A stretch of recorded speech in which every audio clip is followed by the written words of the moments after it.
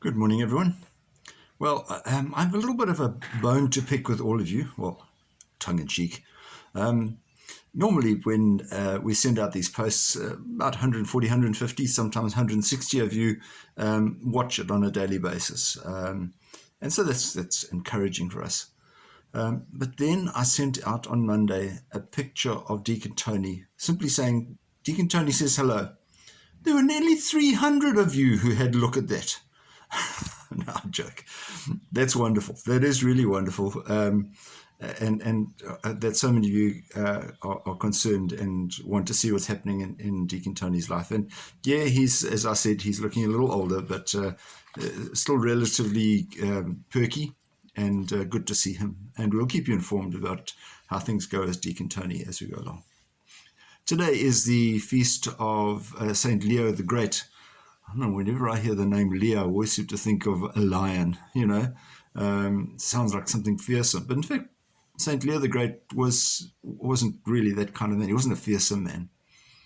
He became Pope in the year 440, and he was Pope for 21 years. He had a good stint, eventually dying in 461. And he was known as a true shepherd and father of souls. He was somebody who really cared about people. He had a comforting way of speaking, which was persuasive, but not too forceful.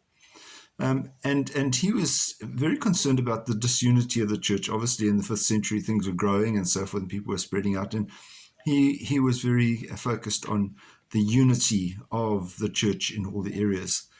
So that is what one of his main ministries was.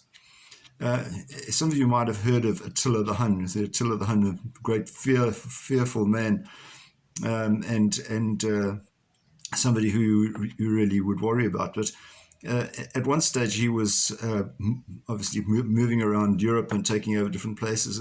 And Leo the Great encountered Attila and persuaded him not to march on Rome, simply by saying, "We're no threat to you.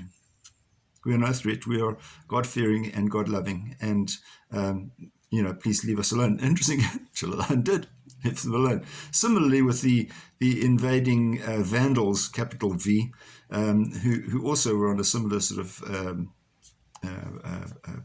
mission to take over different parts of Europe, and they were massacring people all over the place. And he managed to persuade the Vandals not to take on the population of Rome. So he was persuasive but gentle, and managed to be a great shepherd and father of souls in that regard. So we remember Saint Leo the Great today, and we pray for our ability to be a little bit as strong and as diplomatic perhaps as he was. May God bless you, and may God keep you safe today. Bye-bye.